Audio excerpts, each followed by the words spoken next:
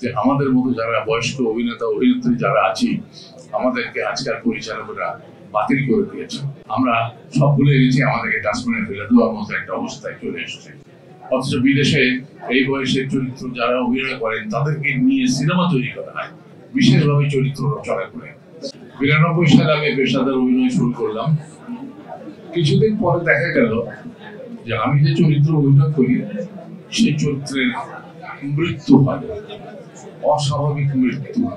তারপর আমার একটা ছবি দেয়ালে টাঙানো হয়, তারপর সারা ছবিতে সবাই কান্নাকাটি করে ওই ছবিটা নিয়ে। ফাইটার মুসলিম আলী আমাকে বলে, আপনারা মাইরা যে কত আনন্দ এটা আপনি বুঝবেন না, আপনারা মারলে পাবলিকে হেভি খায়। আরো আমি 100 বার করে প্রতিজ্ঞা করলাম আমি আর এই ধরনের চরিত্র অভিনয় করবো না। খোকন যখন এসে আমাকে এই চরিত্রটি বললো তখন আমি বললাম, খোকন আমার অত্যন্ত পছন্দের একটি চরিত্র, এটার 1 নম্বর কারণ আমার এটা করা উচিত। দ্বিতীয়ত হলো যে আমাদের মতো যারা বয়স্ক অভিনেতা অভিনেত্রী যারা আছি আমাদেরকে আজকাল পরিচালকরা বাতিল করে দিয়েছে। অ্যাজ ইফ যে আমরা 40, 50, 60 বছর ধরে যে অভিনয় করছি আমরা সব ভুলে গেছি, আমাদেরকে ডাস্টবিনে ফেলে দেওয়ার মতো একটা অবস্থায় চলে এসেছে। অথচ বিদেশে এই বয়সের চরিত্র যারা অভিনয় করেন তাদেরকে নিয়ে সিনেমা তৈরি করা হয়, বিশেষভাবে চরিত্র রচনা করে। তারপরে আমি দুঃখিত, কারণ আমি ক্যান্সারে আক্রান্ত, আমি অসুস্থ, আমার পক্ষে বোধহয় করা সম্ভব হবে না। আমাকে খোকন বললো, ভাই আমি মরে যেতে পারি, কিন্তু আপনি যদি এই সিনেমা অভিনয় না করেন আমি এই সিনেমা করবো না। এলো কেয়া সুপার বিউটি সোপ, নতুন রূপে নতুন সৌরভে ভিটামিন ই সমন্বয়ে শুধুমাত্র তোমারই যত্নে, কারণ তুমি স্পেশাল। আপনি কবে সুস্থ হবেন সেটা বলেন।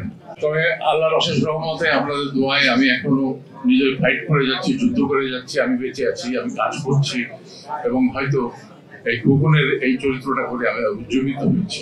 আমার মনের মধ্যে একটা শক্তি জন্মেছে যে না, আমি ফাইট করতে পারি। আর আমাদেরকে সাধারণ মানুষ ভালোবাসে, একজন পরিচালক আমাদেরকে ভালোবাসে এবং মিডিয়ার অনেকেই হয়তো আমাদের চায়, কিন্তু আমি জানি আর্থিক একটা কারণ আছে যে কারণে অনেকেই এই কাজগুলো করতে চায় না।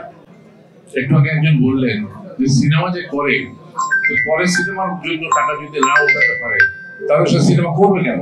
না, আমার মনে হয় খোকন যে কথাটা বলতে চেয়েছেন দায় মুক্তির ব্যাপারটা, সেটা হলো যে বাবা মা বয়স হয়ে গেছে তাদেরকে নিয়ে একটা ঝামেলা, বরং আলাদা করে দিই, টাকা পয়সা দিয়ে দিলাম, মনে করে যে টাকা পয়সা দিয়ে দিলাম বাবা মা খুশি হয়ে চলে গেল।